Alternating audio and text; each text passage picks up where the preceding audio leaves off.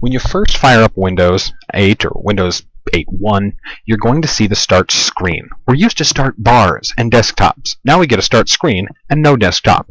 Don't panic.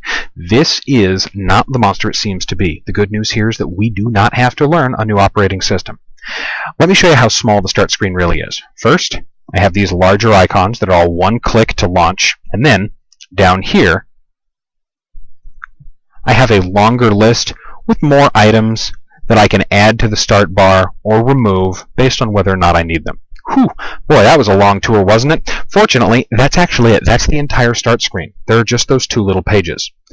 Here's how you navigate the start screen, and here's what you're going to be looking for. Since it's a little different, it's good to know where the tools are. First, you're always going to have, and this is on there by default, you're always going to have a desktop tile.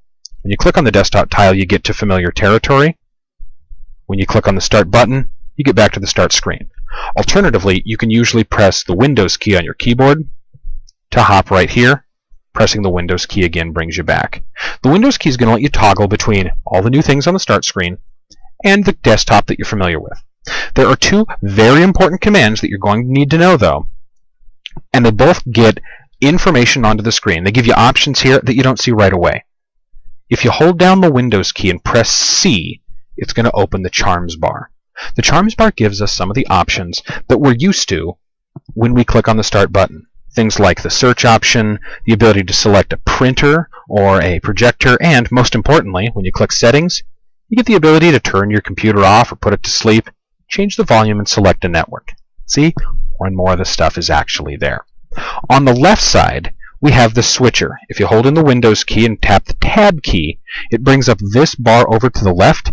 This will bring up all the running applications. It counts the desktop as one application, so don't get scared if you start something up on the desktop and it's not showing up here.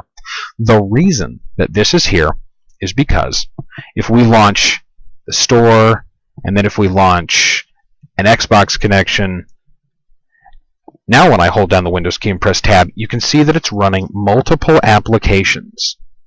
The reason this is here is so we can just right-click and close the applications we don't need. I can also bring my mouse to the upper left of the screen and just pull it straight down to get the switcher. Again, right-click and close.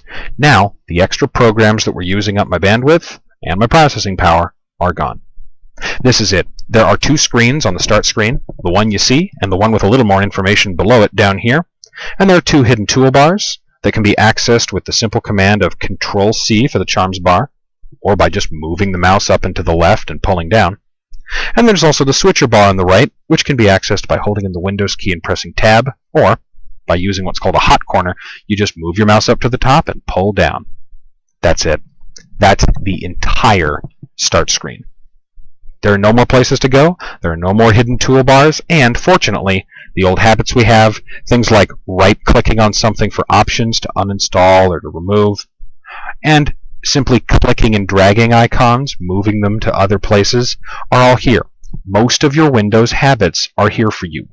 Don't be scared just because it looks different.